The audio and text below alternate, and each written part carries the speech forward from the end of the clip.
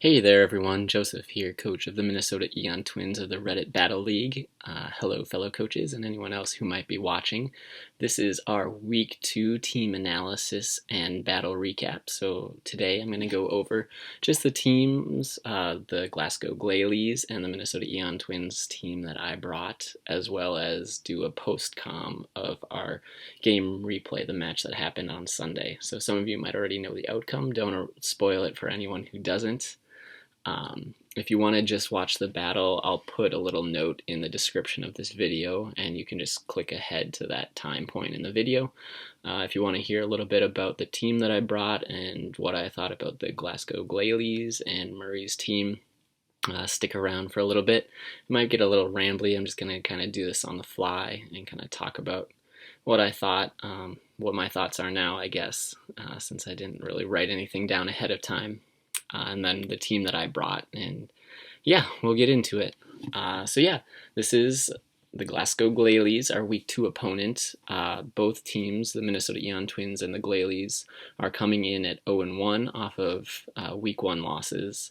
The Glalies went up against Alex in the Bavarian Beedrills, and so they've had quite the murderer's row of initial opponents, with two former RBL season champs, with Alex and I. So they've got, quite a challenge ahead of them. And I think that Murray was up to the task. And we'll see the team that he's got here. It's a very good team. I think it's very strong. It's got a lot of bulk and tankiness. Just kind of looking at it initially, I saw, Hippowdon, Zapdos. That's a very good OU core, along with, with Gumby, Mega Glade. I always think of him as Gumby because it's, the best nickname.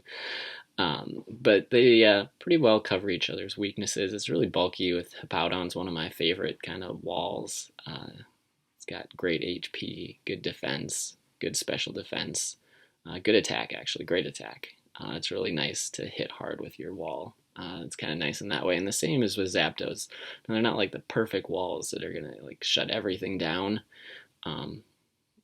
But, they're bulky and they can hit hard back. And with the right investment, they can really kind of, switch into some attacks and roost off and slack off a lot of the damage that they take, and just kind of is a lot of trouble. So he's got a very good OU core there. UU is pretty nice as well, with Florges. A little interesting with Chandelure. It's about his... I was going to say his only fairy resist, but then I see, he's got Drapion and Aggron, so forget about that.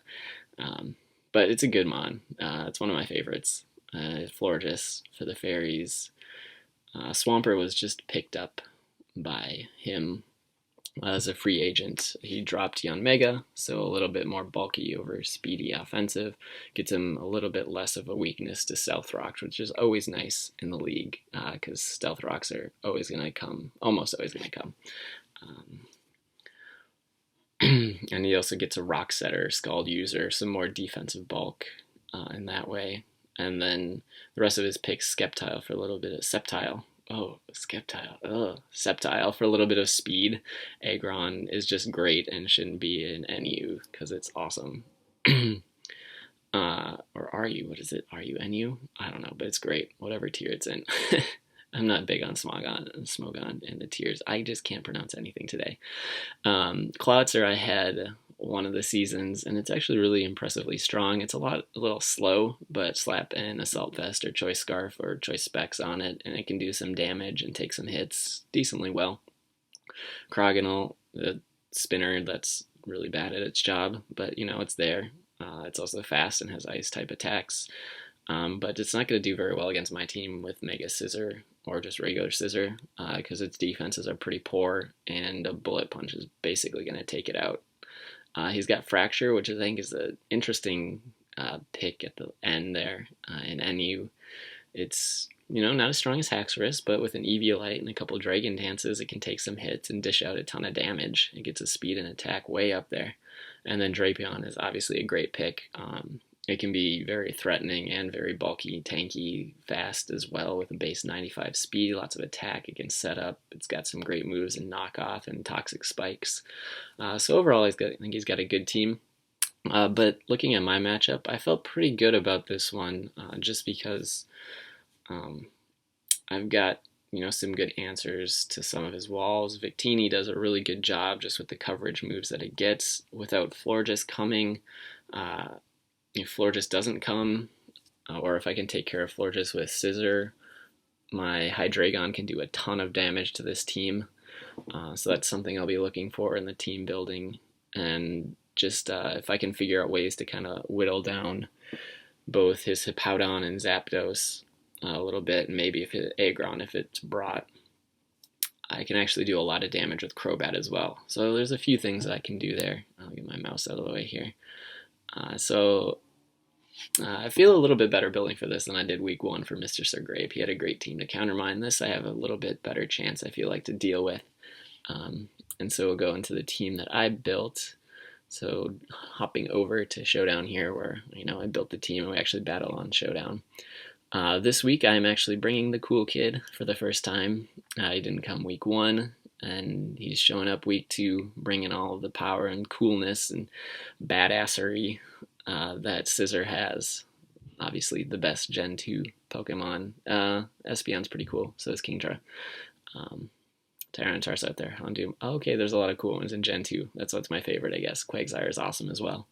Donphan's pretty sweet. Tangent, back on it. Alright, here we go. Scissor, the cool kid, level 50. This was actually the last set that I built. Kind of trying to fill in. I knew I wanted to bring something with Bullet Punch to take care of Florges if it came to set up for Hydreigon to do some damage.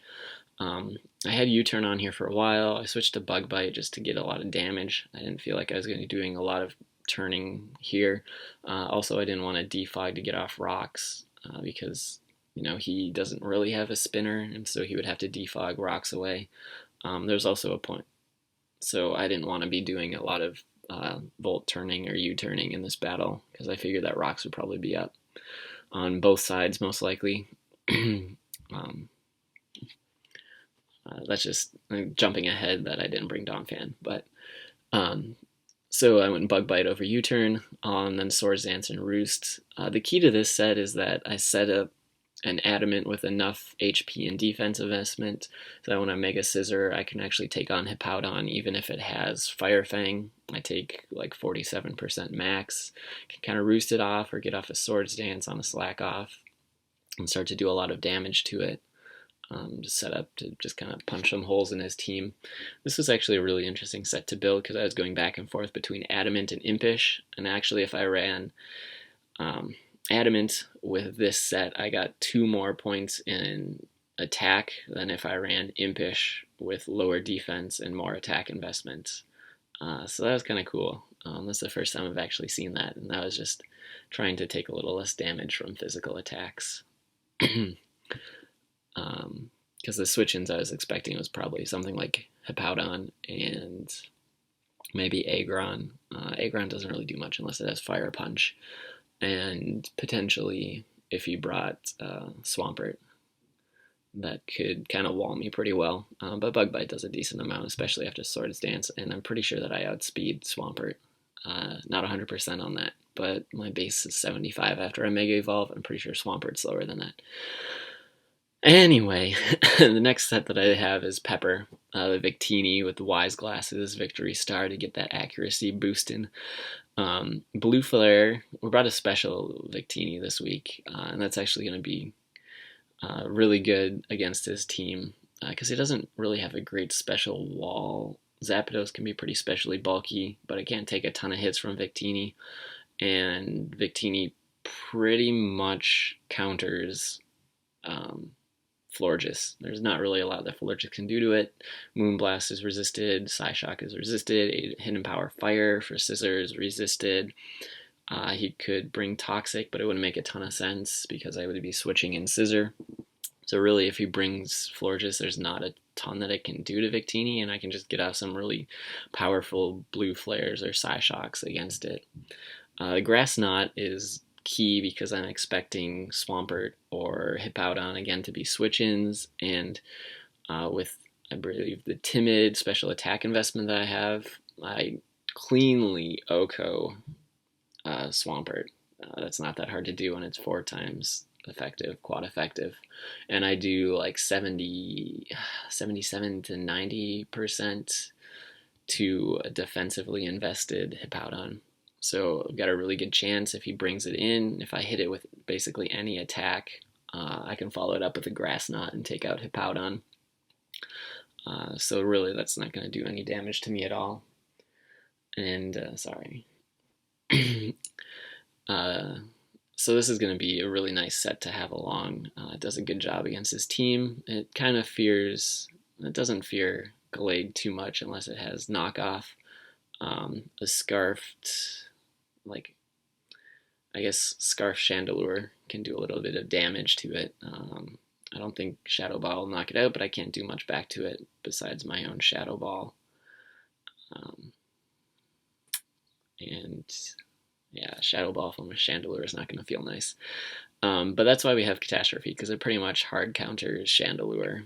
At least checks it very nicely. Because Shadow Ball is resisted, Energy Ball is resisted, which is he's got to bring Energy Ball for my walls. And any Fire Blast or Flamethrower is resisted. So really Catastrophe is here to take care of Chandelure. Also slap a Scarf on it, and it takes care of pretty much the rest of this team outside of Florges. Florges is gone. The best that he could do is he'd have to be switching in and out his Aggron, and hoping to not take an Earth Power with that, because an Earth Power is going to pretty much take it out. Running Modest with just enough speed to outspeed a Timid Sceptile. This also outspeeds a Choice Scarf Timid Chandelure as well.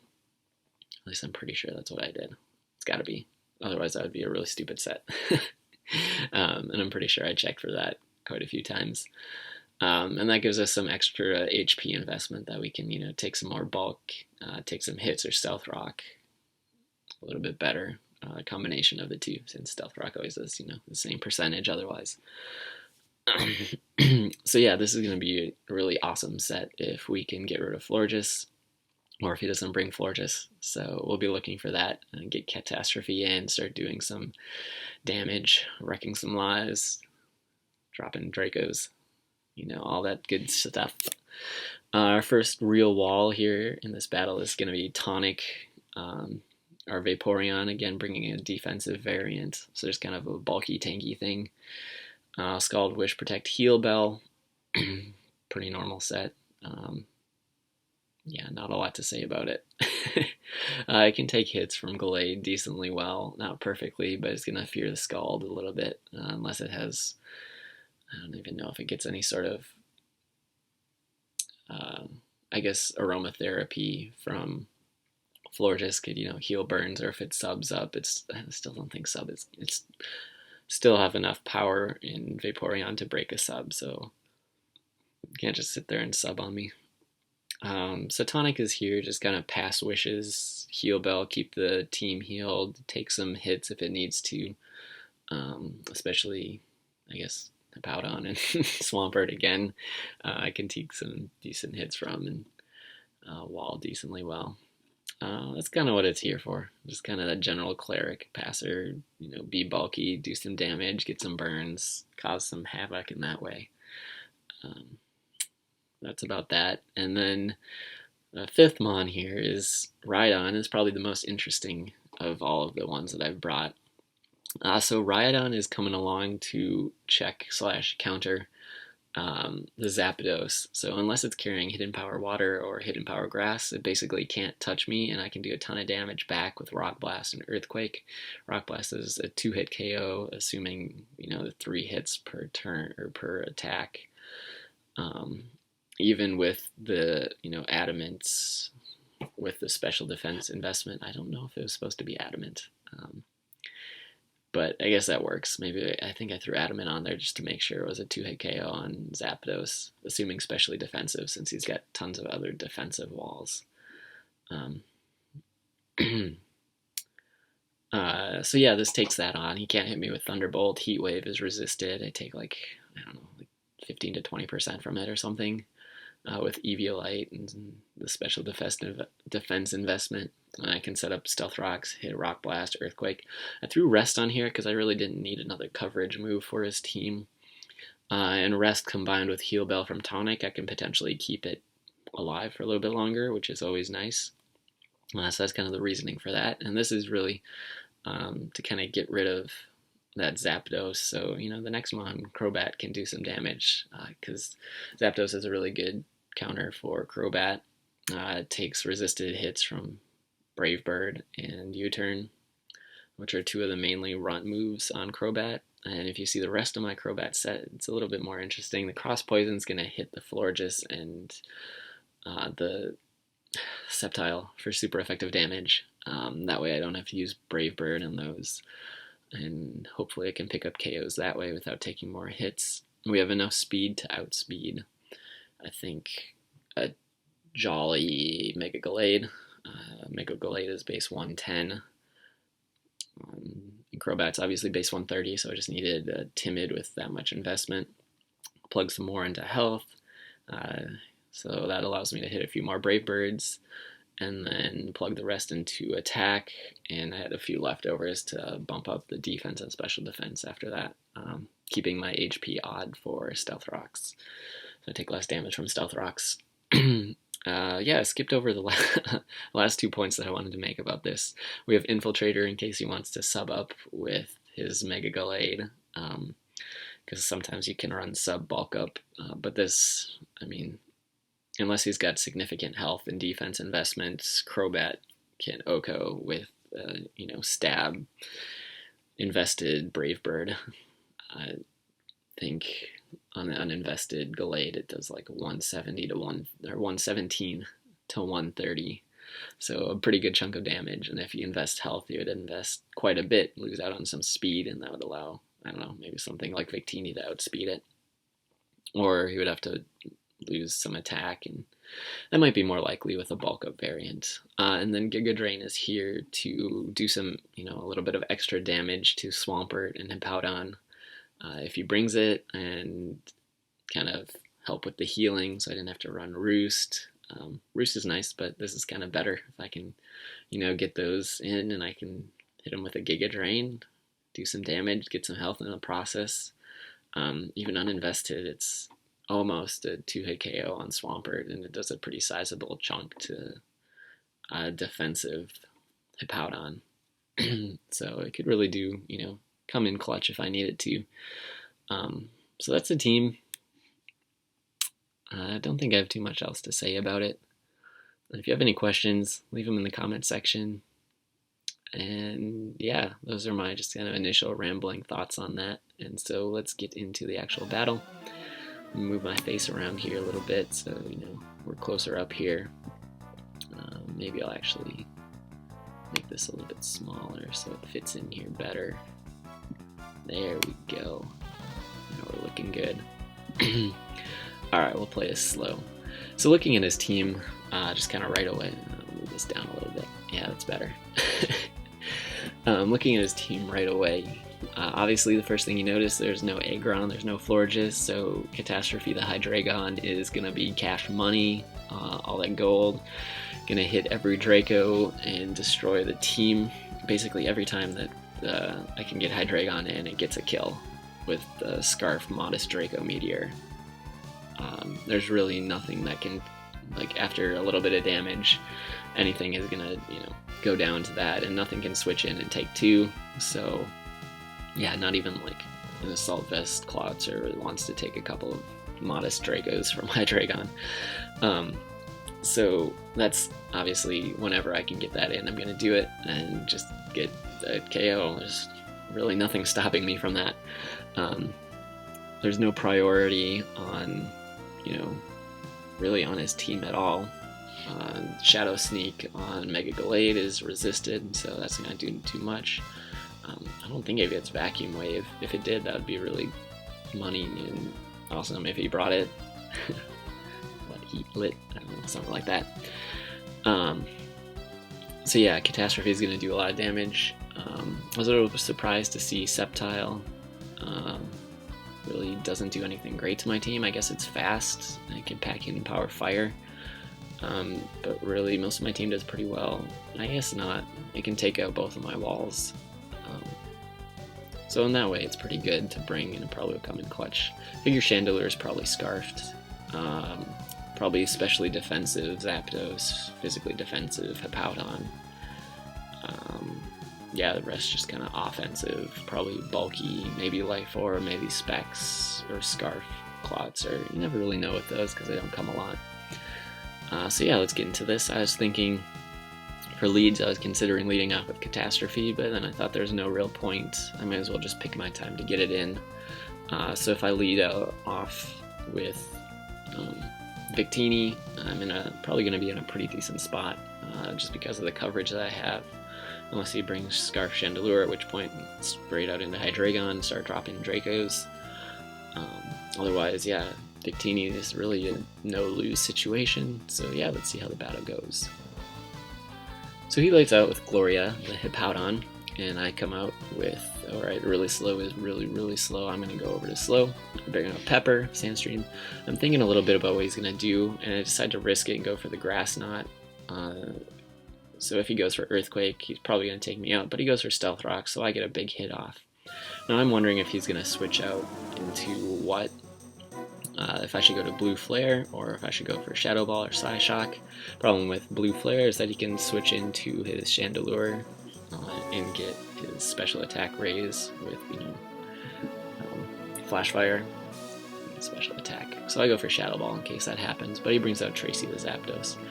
Now here I make a little bit of a misplay. I could have gone for Blue Flare here and OHKO'd it after, well, I guess KO'd it. It's not really an OHKO after another hit with the special defense drop, but I didn't calc it, and I just went out into my check Mother Gaia, where I can just set up my own Stealth Rocks because he can't really do much to me. So this shows me that he probably doesn't have Hidden Power Water, or Hidden Power Grass, or Hidden Power Water. Yeah, either one of those would be 4-hit KO. He goes for Earthquake. He's faster than me, which is a little bit of a bummer because he's going to be able to get a slack off, but I've got my rocks up, and yeah, his Zapdos and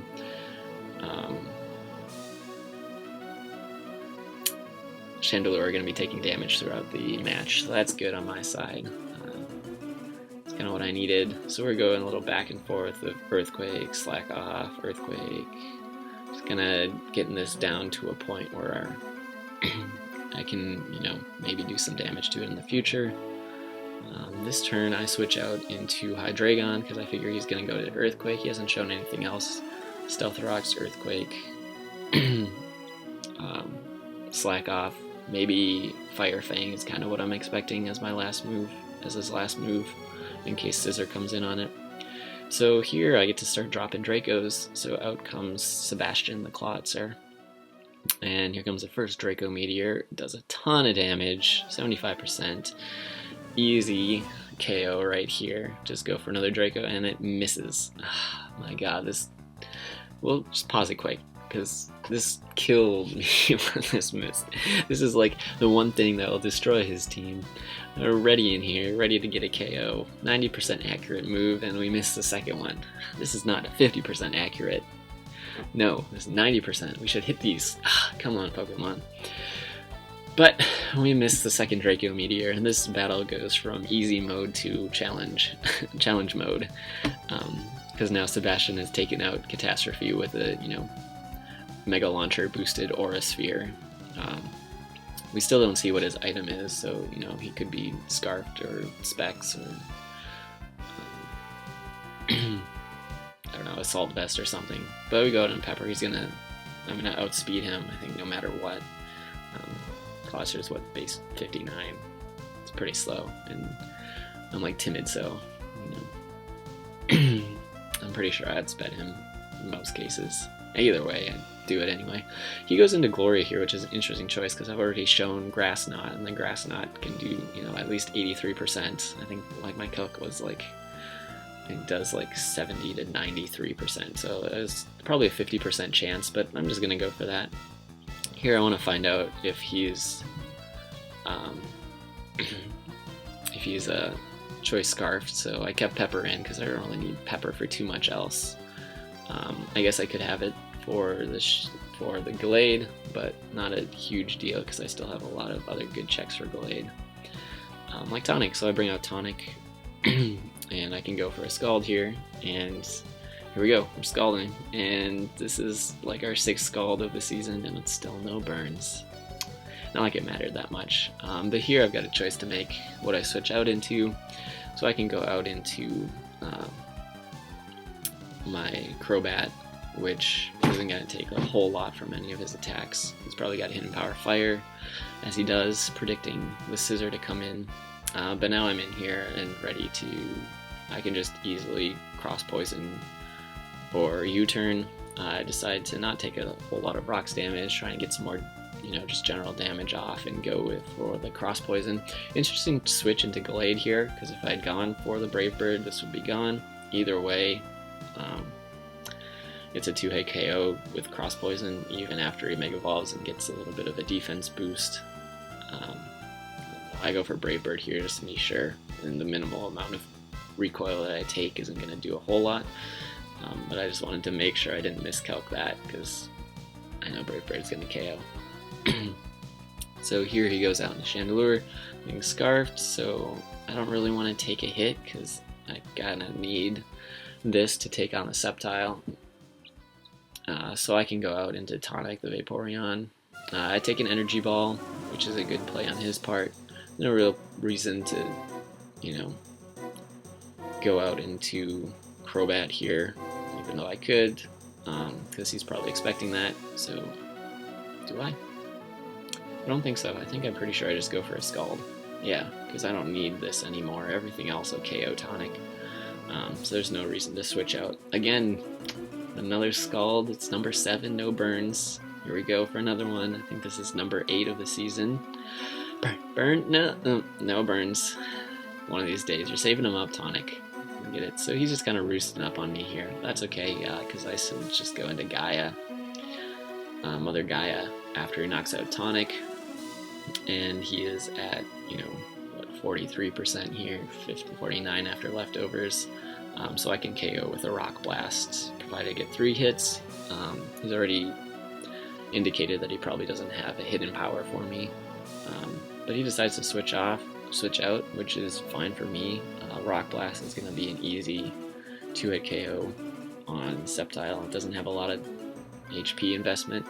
Here he's got to go back out into Chandelure, and basically he has to go for a Shadow Ball or Fire Blast or Flamethrower, because if he goes for Energy Ball, I just come in and clean up. So I can just stay in and click Earthquake, easy to do.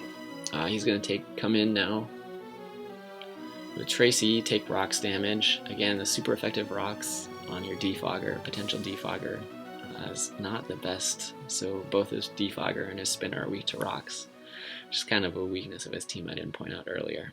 But now here he is sitting at 30%, and I can go into Crobat. Since I figure he's especially defensive, all I have to do is hit Cross Poison, and with my investment it'll easily take it out. Shows that he has Static, so he's actually not Defog, I believe. I don't think you can have Defog and Static, since Static was just released. And so that gives the Eon Twins a 2-0 victory over the Glalies. Again, if you've been watching the side, I usually have spectators turned off for the match, so I just turned it off at the end. It's a good game. So yeah, we come out, the Eon Twins come out with a 2-0 victory, our first win of the year, putting us at 1-1. My team performed basically how I wanted it to. He didn't bring Florges or Aggron, so that was really nice for my team. Scissor didn't even hit the field in this match. It didn't really do a lot to the team that he brought, since there was no fairy types, no ice types. And I'm pretty sure he probably had coverage for what he needed to. Not to mention that he sacked Glade, so I didn't really need Bullet Punch for that at all. Alias again coming through, 2 KOs, no deaths, 1-1 week 1. I've named him the MVP now 2 weeks in a row, so good job Alias. I think Crobat's a really underloved Pokemon in League format. The speed is incredibly nice to have. It's got decent bulk and decent attack. It can pick up a lot of revenge kills. It can put pressure on with U-turn. Defog's well. I used Defog week 1. Kind of did what I needed it to. Not that I played the rest of that match well. Black Sludge is nice to have. It can roost. So Alias is going to be really strong for the season. I can see that already. Other than that, Murray played great. I just happened to have a little bit of a better team this week, it looks like. A little bit better prep. Miss was a little unfortunate, but it wasn't the end of the world, and it's Pokemon, and that happens. You got to be able to recover from that. That's what makes good battlers good.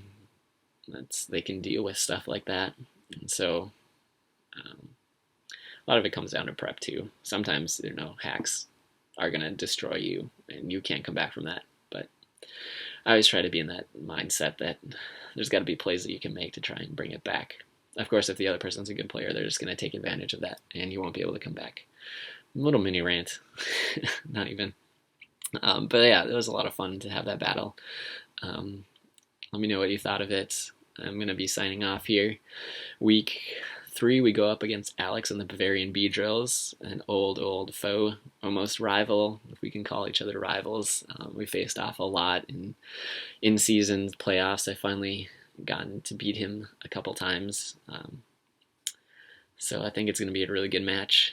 I'm looking forward to it. Time to start team building, start planning. Alex is great. He's going to be a very impressive challenge. Good luck to Murray in his next battles. The Glalies are good. They've just had a rough, start to the season.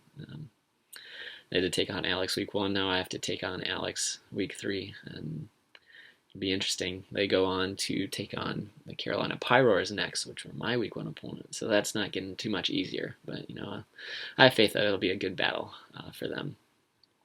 So that's it for me. This is Joseph, coach of the Minnesota Eon Twins, signing off on our Week 2 video. I hope you enjoyed it. Again, rambly as always. I'll try to, get better at these as the season goes on. But I hope you enjoyed. Leave a like if you did, and talk to you later. Bye.